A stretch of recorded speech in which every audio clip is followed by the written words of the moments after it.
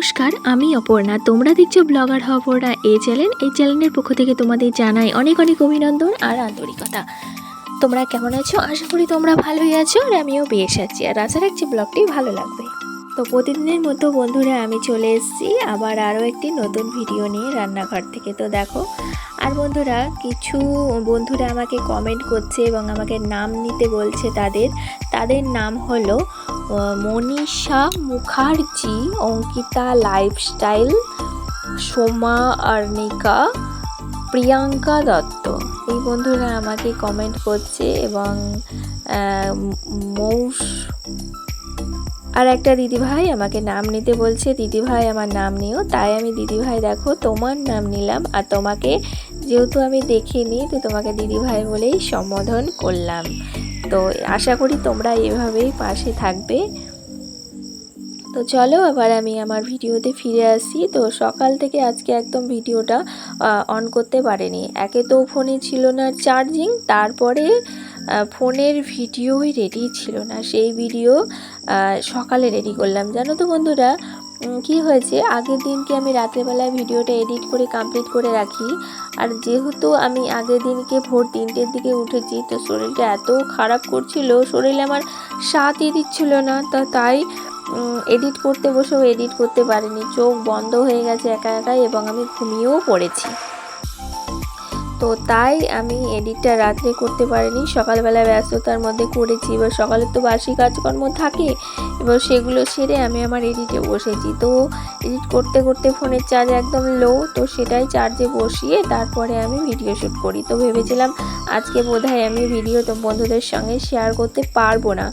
তবুও দেখো, ভগবানের আশীর্বাদে, তোমাদের ভালোবাসায় আমি আবারও ভিডিও শ্যুট করছি, আবারও তোমাদের সঙ্গে শেয়ার করতে চলেছি। তো রান্নাঘর থেকে আজকে ব্লগটা স্টার্ট করেছি, তবে রান্নাবান্না অর্ধেক আমার হয়ে গেছে, তো সেগুলো কিছু শেয়ার করতে পারিনি। তো লাস্ট রান্না করেছিলাম কচু আলু পটল দিয়ে তরকারি, সেটাই বসিয়ে দিয়ে দেখো কত কাজ করে বেড়াচ্ছি।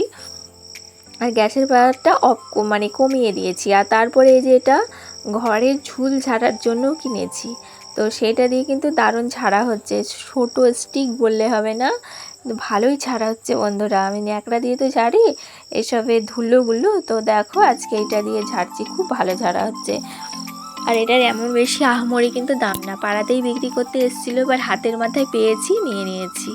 তো আজকে আমি কটার সময় তাছাড়া ঘুম থেকে উঠেছি জানো, এত লেট করে ঘুম থেকে উঠেছি, সকাল 7টার সময় ঘুম থেকে উঠেছি। তো আমার হাজব্যান্ড তো 8টার দিকে খেয়ে কাজে যায়, তাহলে ভাবো আমার কি অবস্থা দেরি করে উঠে। তো দেরি করে উঠে দুটো বাচ্চা সামলানো, সংসার করা, প্লাস সংসারের কাজকর্ম করা, এবং আবার ভিডিও এডিটিং নিয়ে বসা, কতটা যে ডিফিকাল্ট সেটা একমাত্র একজন গৃহবধূই বোঝে, আর কিন্তু কেউ বুঝবে না এই ব্যাপারটা।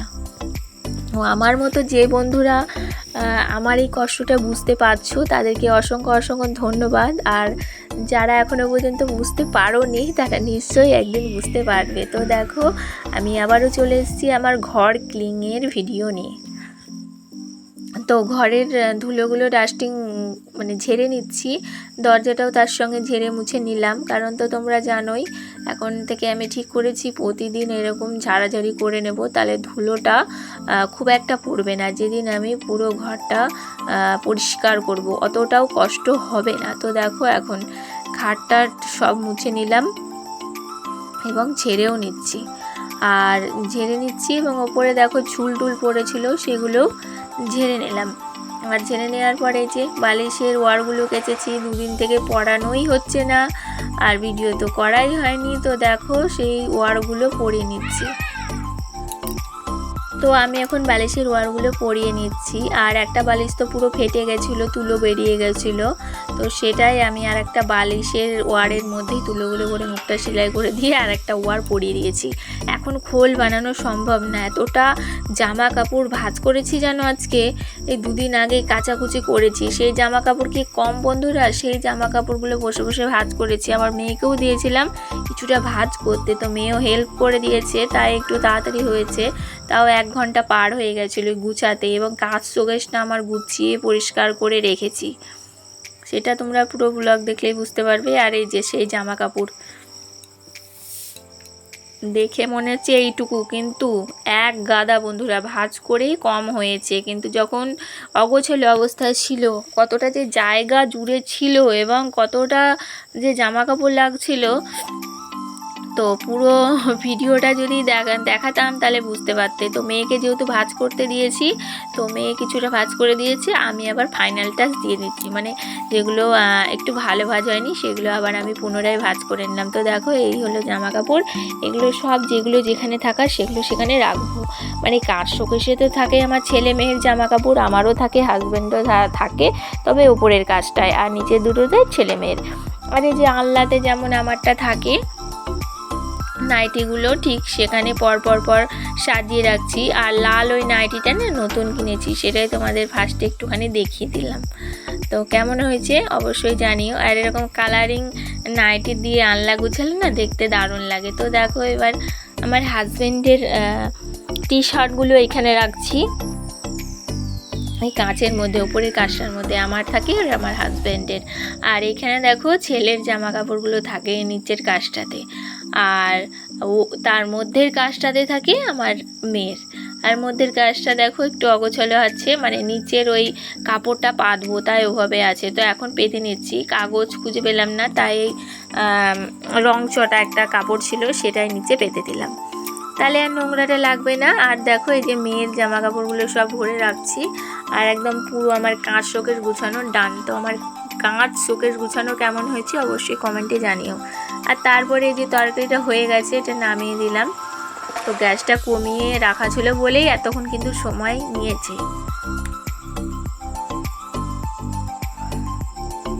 নচিত কিন্তু এতক্ষণ সময় লাগতো না। তারপরে যে বাসনগুলো ভিজতে দিয়ে দিলাম, দিয়ে বাকি কাজগুলো সেরে নেব। বাকি কাজ বলতে বাসনগুলো ভিজিবে ততক্ষণ আমি গ্যাসটা মুছে নেব আর ঘরটাও মুছে নেব। তো এভাবেই আমি কাজ করি, যেহেতু বাসনগুলো শুকিয়ে গেছে, অনেকক্ষণ আগেই খাওয়া দাওয়া হয়ে গেছে ছেলে মেয়ের।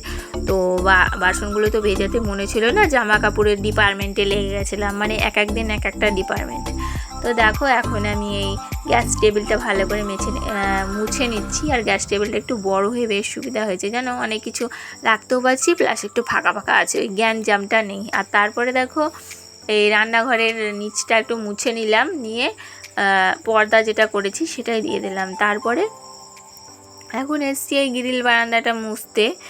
আর গ্রিল বারান্দাটা মুছে নেওয়ার পরে রান্নাঘরের যে অপোজিট সাইডগুলো মোছা হয়নি সেগুলোই এখন মুছে নিচ্ছি। আর ঘর মুছতে যে এত টাইম লাগে, মনে হয় মপেই আমার বেশি টাইম লাগে, বসে নেতা দিয়ে মুছলে বোধহয় এতটা সময় লাগে না। মানে এতটা তাড়াহুড়ো করছিলাম, তো মনে হচ্ছিল যতটা সম্ভব তাড়াতাড়ি করা যায় ততটাই মঙ্গল, তাহলে আমি স্নান করতে পারবো, যেহেতু প্রচণ্ড পরিমাণে গরম লাগছে, আর নতুন নাইটিটা পরে আরও বেশি গরম লাগছে। তারপরে দেখো ঘর মোছা, দুটো ঘর একদম পুরো ডান। তারপরে পা মোছাগুলো দিয়ে দিলাম, দিয়ে দেওয়ার পরে এই যে এই পর্দাটা, যেটা প্রতিদিন রান্নার সময় নামাতে হয় আবার গুছিয়ে রাখতে হয়, তো সেটাই রাখলাম। আর তারপরে এই যে বাসনগুলো মেজে ঘষে নিলাম।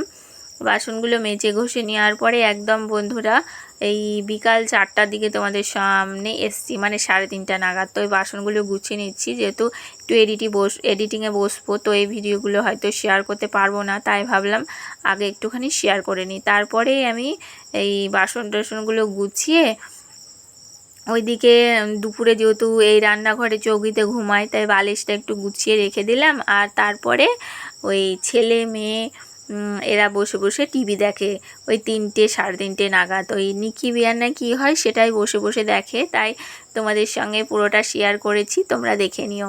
আর তারপরে দেখো এই যে এই জায়গাটা একটু গুছিয়ে নিলাম, মানে যেগুলো যেখানে থাকে সেগুলো সেখানে বাসন টাসনগুলো রাখলাম। রাখার পরে এই হলো আমার ঘরের ফাইনাল লুক। আর তারপরে বন্ধুরা আমি আর কোনো ভিডিও আজকে শ্যুট করিনি, তো আর আমার বিকালে মিটিংও আছে গ্রুপের।